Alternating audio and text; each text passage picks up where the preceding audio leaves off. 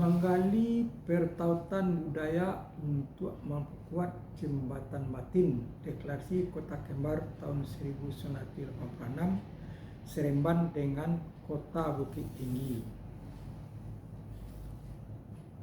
Pertautan kultural antara Negeri Sembilan dan di Minangkabau. Aspek asal-usul diraja dan tokoh masyarakat Negeri Sembilan seperti sudah kita baca uraikan sebelumnya bahwa banyak tokoh-tokoh masyarakat yang merantau ke Negeri Sembilan yang kelak disebut dengan Datuk. Raja pertama Negeri Sembilan dijemput dari tanah asalnya yakni Pagaruyung. Raja tersebut bernama Raja Muhammad dan setelah dinobatkan pada tahun 1773 diberi gelar Raja Melewar 1773 sampai 1795, cukup lama dia merintah. Dalam sejarah ternyata tidak hanya raja pertama ini saja yang dijemput dari Pagaruyung, tapi juga raja berikutnya yakni Raja Hitam memerintah 1795 sampai 1808 dan Raja Lenggang 1808 sampai 1818. Salah satu petatah petitih utama yang kurang populer di Negeri Sembilan berikut menjelaskan pengakuan tentang asal-usul masyarakat Negeri Sembilan serta tata sosial di Negeri Sembilan. Asal-usul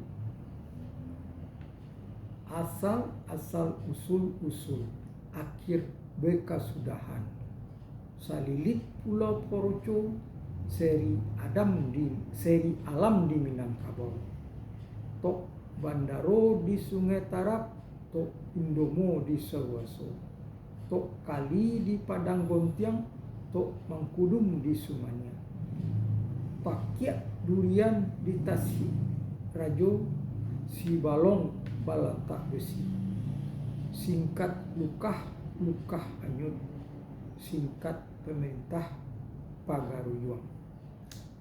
Sajoman Datuk Bujang nenek gadis putih kapalo tak kalau itu gagak hitam bango putih adat sentoso dalam ngogori ayah jeniah urang ramai.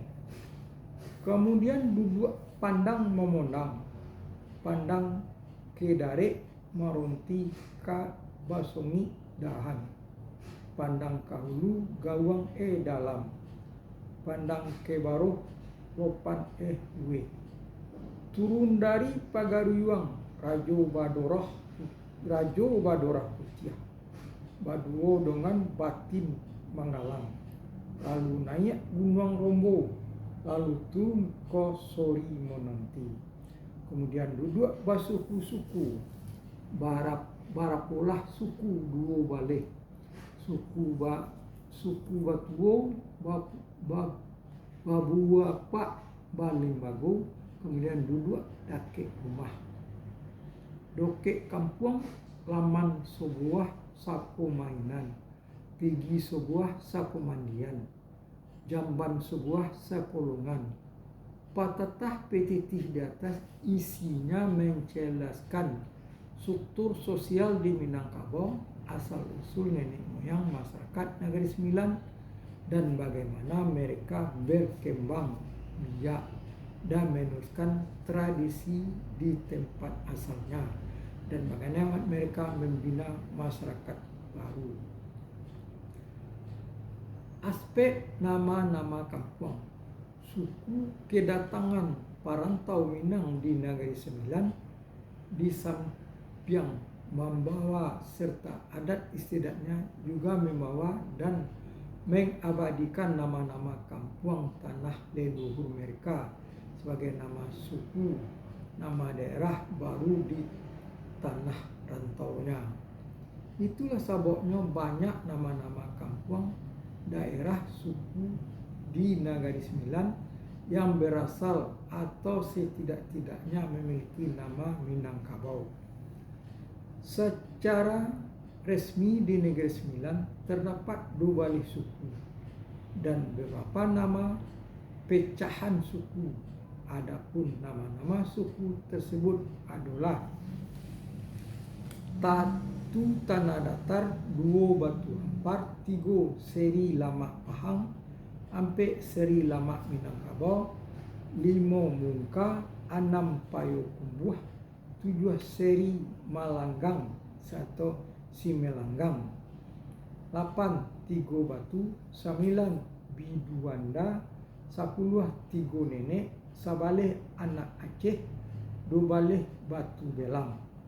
Ternyata dari 12 nama suku tersebut di atas 9 diantaranya adalah berasal dari Luhak 50 foto, yakni suku Batu Hampa berasal dari Batu Hampa, Sari Lamak Pahang berasal dari Sari Lamak, Sari Lomak, Seri Lomak Minangkabau, buka kurang Sari Lomak, titik kurang, Mungka Pai Kumbuh, Seri Melenggang, Simalang, buka kurang Simalanggang, titik kurang, dan 3 Batu, buka kurang si 7 batu, titik kurang, buka kurang dan titik kurang si 7 batu, 3 Nenek dan Batu Belang, buka kurang Batu Bolang, titik kurang.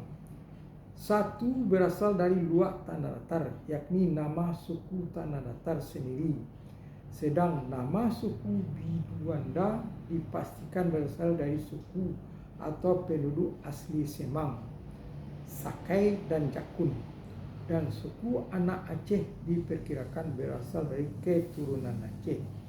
Sedangkan suku yang ada dan berkembang di Minangkabau bermula dari 4 suku Induak, Bodi, Caniago, Koto, Peliang, dan kemudian berkembang menjadi cabang-cabang suku yang jumlahnya cukup banyak, antara lain Melayu, Mandahiliang, Bendang, Selayan, Kampai, Panai, Sani, Koto Peliang, Guci, Dalimo, Tanjuang, Payobada, Simabua, Kamalangkang, Sikumbang, Pisang, Pagacancang, Katiania, Domo Jambak, Potopang, Salo, Banuampu, Bayang, Bodi, Caniago, Mandaliko, Sumage, Panjalai, Balai Mansiang, Singkuang, Sumpadang, Sipanjang, Lubuk Batang, Ulu Kasok, Sungai Napa, Sinapa, dan lain-lain. Aspek adat. Adat yang dipakai Nagari Sembilan adalah adat Datuk Perpatiah nan Sabatang. Artinya rakyat tidak menggunakan adat Datuk Ketumanggungan. Perbedaan berikutnya terdapat pada pewarisan harta pusaka, di mana di Minangkabau harta dibedakan menjadi 2 bagian, harta pusaka tinggi dan harta pusaka rendah. Harta pusaka tinggi dibagikan menurut ketentuan adat, yakni dari mamak turun ke kemenakan, sedangkan harta pusaka rendah dan kurang harta pencarian bapak titik kurang dibagi menurut hukum paradil. Sedang di Nagari Sembilan hanya dikenal harta warisan dibagikan kepada anak sesuai dengan hukum paradil. Hukum adat menurut penghulu Nagari Sembilan dapat dibedakan menjadi 2, adat yang fundamental dan adat fundamental. Adat yang fundamental adalah sesuatu yang kekal dan tidak boleh berubah, yakni beraturan hukum yang bersandarkan hukum syar'i. adat yang tidak fundamental yang sifatnya boleh diubah-ubah mengikuti keadaan.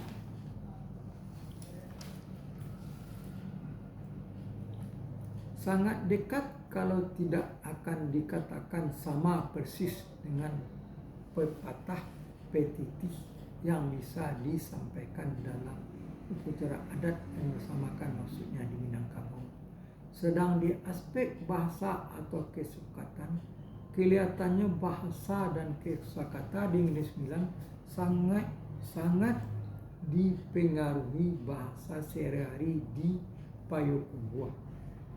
Pemampatan pertautan budaya bagi perkembangan kedua negari di masa datang. Menurut futurolog, pasca era global di mana orang atau komunitas membuang atau melenyapkan ciri identitas diri dan komunitasnya, orang akan kembali membutuhkan identitas. Karenanya setelah budaya Melayu mendapat tekanan luar biasa sehingga komunitas Melayu kehilangan akar budaya, jati diri dan identitasnya, akan muncul keinginan yang kuat untuk menemukan identitas diri. Dengan memahami asal-usul pertautan dan perkembangan budaya tersebut, bahwa komunitas Negeri Sembilan budaya dan adat istiadatnya berasal dari Minangkabau, akan muncul semangat memiliki, mencintai, mengembangkan, dan akhirnya mempertanggungjawabkan kelangsungannya. Dan dengan begitu mereka akan kembali memiliki identitas kemelayuannya. Pertautan budaya dan asal-usul akan dapat menjadi perekat yang sangat kuat menyambung atau jembatan batin yang efektif. Kalau misalnya terjadi masalah yang menjadi batu penarung hubungan antara dua bangsa dan negara, Malaysia dan Indonesia, seperti misalnya ketika adanya riak akibat masalah tenaga kerja Indonesia di Malaysia, masalah Kepulauan Amalat di Kaltim dan Selat Melaka. Secara adil, Indonesia dan Malaysia memiliki potensi spesifik yang sangat prospektif untuk dikembangkan dan dimanfaatkan di masa datang. Bagaimanapun begitu, kedua negara ini akan sangat efisien dan ekonomis memanfaatkan potensi negara tetangga terdekat ketimbang mengambil atau memanfaatkan dari negara yang lebih jauh, baik jauh lokasi maupun jauh kulturalnya. Misalnya Indonesia kaya akan wisata, maksudnya misalnya Indonesia kaya akan wisata alam dan wisata budaya serta wisata dakwah yang masih mungkin dikembangkan. Begitu bagi wisatawan yang berminat, maka datanglah ke Indonesia, lebih efisien, ekonomis, dan dekat di hati. Begitu sebaliknya, karena persamaan budaya, persamaan bahasa, dan perilaku lainnya, maka melakukan kerjasama dalam bentuk apapun dapat dilakukan tanpa banyak persiapan, pemantauan dan lain-lain, karena kedua bangsa telah sangat mengenal satu sama lain, seperti mengenal dirinya sendiri. Untuk masa datang, setelah kita memahami peraturan, maksudnya setelah kita memahami pertautan hubungan kultural kedua negara itu, maka yang harus dilakukan adalah mempererat, menjaga, dan kemudian mengisi dan memanfaatkan aset sejarah dan sosiologis tersebut dengan kerjasama dan kerja bersama yang menguntungkan kedua belah pihak.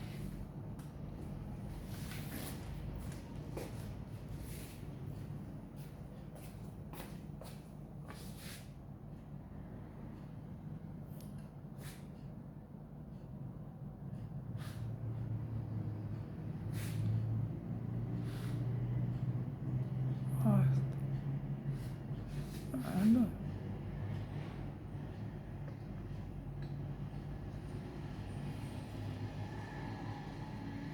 Hmm.